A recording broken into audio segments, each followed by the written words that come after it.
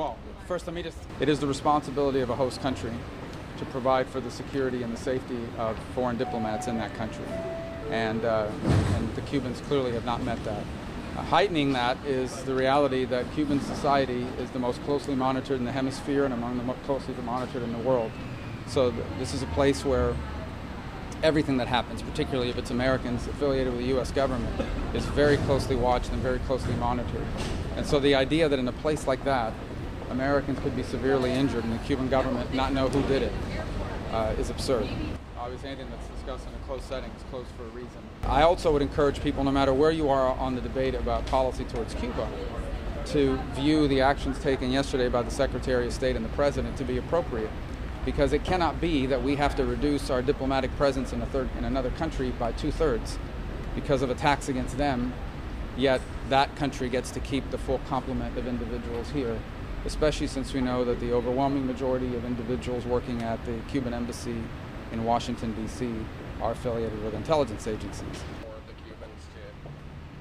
No, I think it's, bottom line is, you cannot set the precedent that American personnel can be attacked and severely injured abroad, forcing us to draw down our presence in that country, yet the country responsible for their safety and security gets to keep their full complement of presence in our country.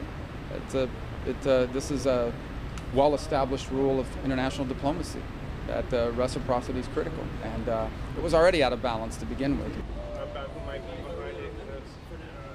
This is not something you could do by going to the local Radio Shack and buying the appropriate equipment. So this is clearly done by someone with capability and someone with operational space to do it. But again, beyond that, we won't go other than to say, I reiterate the point I've always made, Cuba is a closely monitored society. Literally, nothing an American does in Cuba. If you're a United States government employee in Havana, the Cuban government knows when you came, when you left, and where you are at every single moment.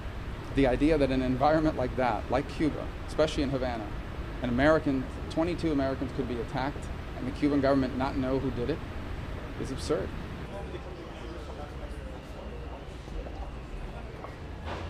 Look, I don't think anybody doubts the fact that the Cuban government,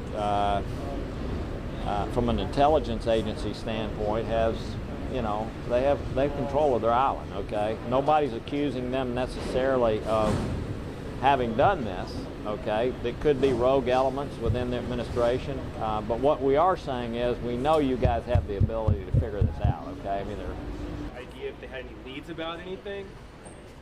But one thing they're not deficient on is intelligence gathering, okay? They know everything that's going on inside that country, and so what we've said to them is, look, we're not saying it's you, but what we're saying is we want it ended, and we want you guys to figure out a way of ending it. You control the island, we know that, end it. So that's all. I mean, I support the policy.